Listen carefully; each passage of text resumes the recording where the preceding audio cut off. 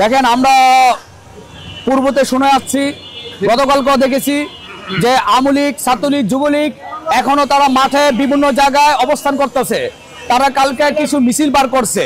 সারা বাংলাদেশে আওয়ামী লীগ, যুবলীগ, ছাত্রলীগ পালিয়ে গেছে। এখনো কিছু জায়গার ভিতরে তারা মিছিল করে গুপ্ত হামলা চালিয়ে সাধারণ মানুষকে অশান্তিতে রাখছে। তো আজকে আমাদের কর্মসূচি সকাল থেকে এ পর্যন্ত করলাম।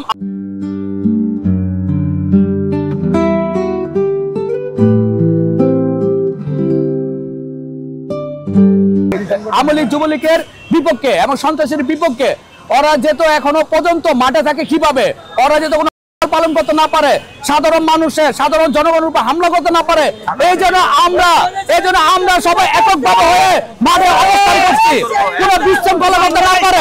দেখেন এখনো আমরা দেখতেছি আপনার হাসিনা দেশ থেকে পালিয়ে গেছে।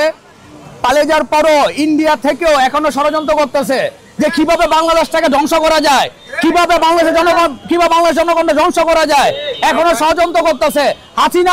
আমরা বলে দিতে চাই, আপনি এই দেশে জনগণ আপনারা নিষেধ করছে, এই দেশের জনগণ আপনারা চায় না, আপনি বাংলাদেশে আসতে পারবেন না, আপনি বিতর্কিত একটা মহিলা, আপনি বাংলাদেশে ঢুকতে পারবেন না। এই দেশের জনগণ আপনাকে চায় না, তো ষড়যন্ত্র করে কোনো লাভ নাই, এই দেশে আসতে পারবেন না। আর ছাত্রলীগ, আওয়ামী লীগ, যুবলীগ বলে দিতে চাই যে এই দেশে সন্ত্রাসী সংগঠন, এই দেশে কোনো হরতাল অবরোধ করতে আপনারা পারবেন না।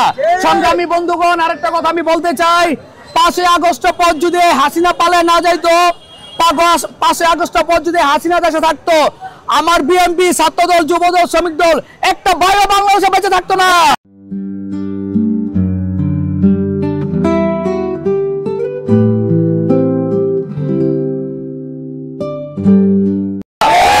প্রত্যেকটা ভাইদের নির্যাতন করে হাসিনায়। আপনারা কি মনে করেন এই হাসিনার ধ্বংস আমরা করছি? এই হাসিনার পতন আমরা করছি না, আল্লাহর তরফ থেকে গজব পড়ছে হাসিনা। এই গজবের কারণে হাসিনা পালিয়ে গেছে।